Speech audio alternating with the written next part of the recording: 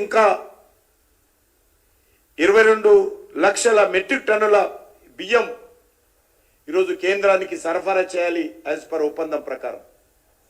ఇంతవరకు అది చేయలేదు. అదేవిధంగా రబీకి సంబంధించి కూడా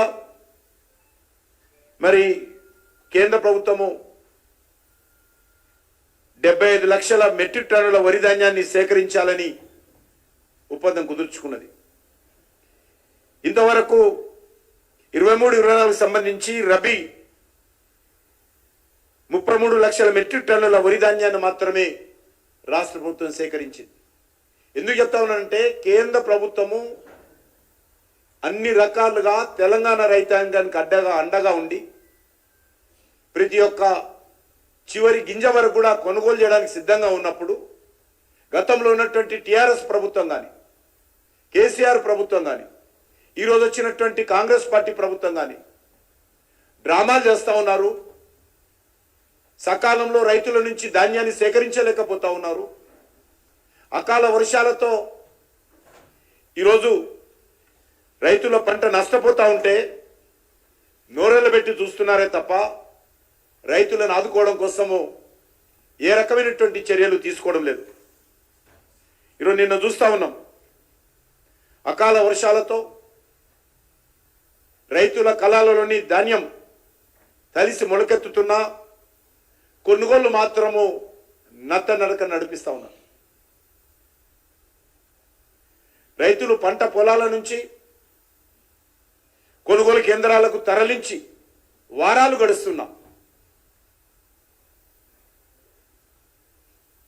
మరొక వైపు వర్షాకాలం తరుముకొస్తున్నాం. కొనుగోలు మాత్రము నామమాత్రంగా నడకన ఈరోజు నడుస్తూ ఉన్నది. రైతులు కంటి మీద కునుకు లేదు. మార్కెట్ యార్డ్లలో కొనుగోలు కేంద్రాలలో ధాన్యం తెచ్చి ఎప్పుడు తూకం వేస్తారా, ఎప్పుడు కొనుగోలు చేస్తారని ఎదురు చూస్తూ ఉంటే బోనస్ పేరు మీద, దొడ్డు బియ్యం పేరు మీద, సన్న బియ్యం పేరు మీద, దొడ్డు వడ్లు పేరు మీద, సన్నొడ్ల పేరు మీద మరి ఈరోజు మొలకలు ఎత్తుతున్న అకాల వర్షాలకు ఈ ప్రభుత్వానికి చీమ కుట్టినట్లయినా లేదు. నిన్న ఇంత ఒత్తిడి జరుగుతూ ఉంటే మీడియాలో క్యాబినెట్లో చర్చ జరిగిన తర్వాత కూడా నిన్న కొనుగోలు చేసింది 75,000 టన్నులు మాత్రమే. నిన్న ఇంత ఒత్తిడి జరుగుతున్నా, ఇంత ఆందోళన జరుగుతున్నా నిన్న ఒక్కరోజు కొనుగోలు చేసింది 75,000 టన్నుల ధాన్యం. ఈ రకంగా కొనుగోలు చేస్తే ఇంకా 2 నెలల పైన అయినా కూడా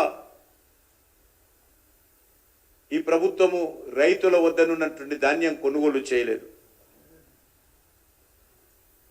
ఎందుకంటే వర్షాలు వస్తున్నాయి. మీరు ఈ రకంగా 75,000 టన్నులు కొనుగోలు చేస్తే నేను ఒక్కరోజు ఇంకా 2 నెలల పాటు రైతులు తమ ధాన్యాన్ని కొనుగోలు కేంద్రాల్లో పెట్టుకొని ఎదురు చూస్తూ కూర్చోవాలా? వర్షాలు వచ్చి మొలకలు ఎత్తుతుంటే దానికి బాధ్యులు ఎవరు? మరి ఈరోజు సోనియమ్మ రాజ్యం అంటే రైతుల కన్నీళ్లు చూసేటువంటి రాజ్యమా? రైతుల కళ్ళ నుంచి రక్తం రావాలని కోరుకుంటున్నారా? కాంగ్రెస్ పార్టీ ప్రభుత్వం చెప్పాల్సినటువంటి అవసరం ఉంది. కేంద్ర ప్రభుత్వం ఈసారి కూడా 50 లక్షల మెట్రిక్ టన్నుల బియ్యం కొనుగోలు చేయడానికి సిద్ధంగా ఉంది. అంగీకరణ కేంద్ర ప్రభుత్వం రాష్ట్ర ప్రభుత్వంతో ఒప్పందం కుదుర్చుకుంది.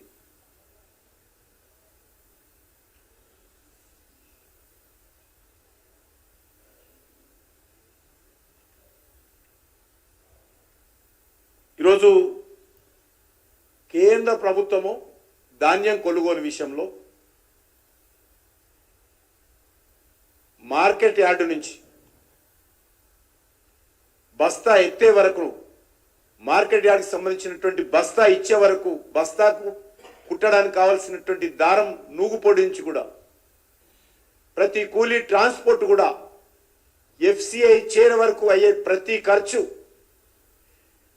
రాష్ట్ర ప్రభుత్వం చెల్లించేటువంటి ప్రతి న్యాయ పైసకు వడ్డీ,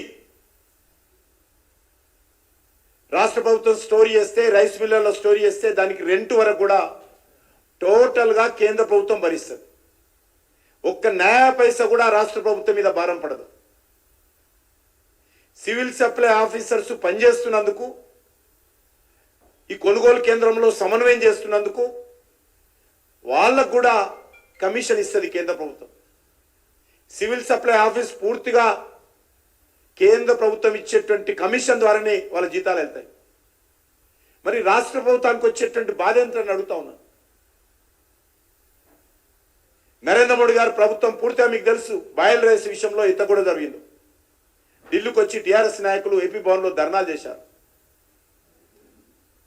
బాయిల్ రైస్ కొనాలి కొనాలి కొనాలి. చివరికి కూడా వాళ్ళు కూడా బాయిల్ రైస్ కొంటామన్న తర్వాత కూడా సకాలంలో బాయిల్ రైస్ వాళ్ళు కూడా ఇవ్వలేకపోయారు. దీనికి కారణము రైస్ మిల్లర్స్తో ఈ ప్రభుత్వము సక్రమంగా వ్యవహరించి చట్టబద్ధంగా నియమబద్ధంగా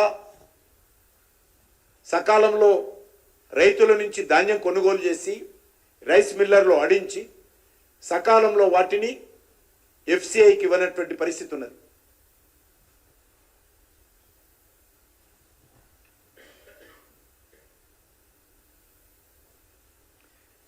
అంతకుముందు మనకు తెలుసు